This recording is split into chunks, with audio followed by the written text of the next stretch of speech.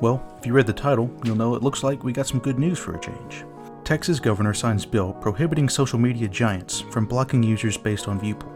Texas Governor Greg Abbott on Thursday signed a bill that would prohibit large tech companies from blocking or restricting people or their posts based on their viewpoint, setting the stage for a legal battle with the tech industry.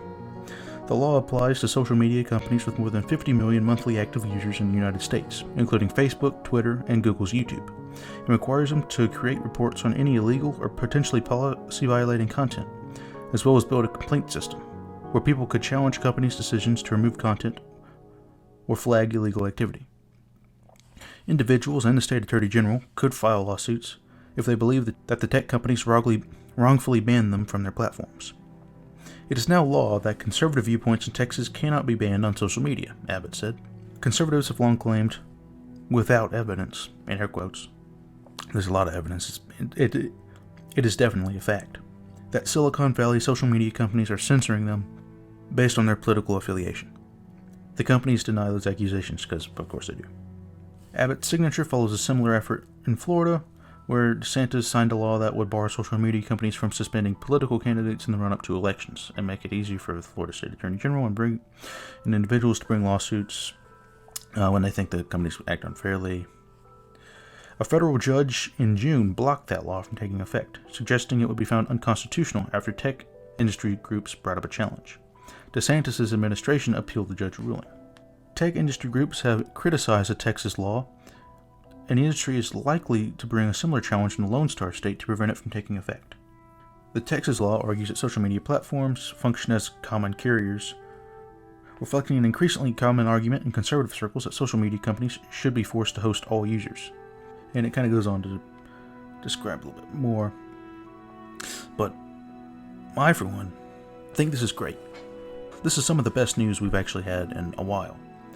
And hopefully, more and more states will start to sign bills like this that'll actually protect, opposition viewpoints on these social media platforms. Because basically, if you have a viewpoint that people disagree with, or that the people in charge disagree with, you're screwed more or less. They're gonna sit there and put the screws to you. Just because they're tyrannical, because they're authoritarian, basically. I mean, Count Dankula's whole channel was demonetized, as was Steven Crowder's, for instance. YouTubers have been outright deleted over opinions. James also comes to mind. So, just because some journo wrote an article that like 4 people saw, YouTube chose to completely delete his channel. Now you can only find him on like BitChute. This law needs to become universal, basically. This is fantastic news. Some of the best news we've had in years, probably, regarding internet stuff. Regarding social media and regarding the internet. Now the question remains as to whether it's gonna stick around. I think so. I don't see how any court really finds this unconstitutional, per se. If they're being objective, which they may not be objective, but hopefully nothing funny happens and this stays around. Because, my viewpoints are fairly right-wing. I'm a small channel, but, I had a video taken down. It was, Little Dark Age, Confederate States of America, was what it was. Not the current version. The current version is actually better. I kind of wanted to edit it and repost it anyways.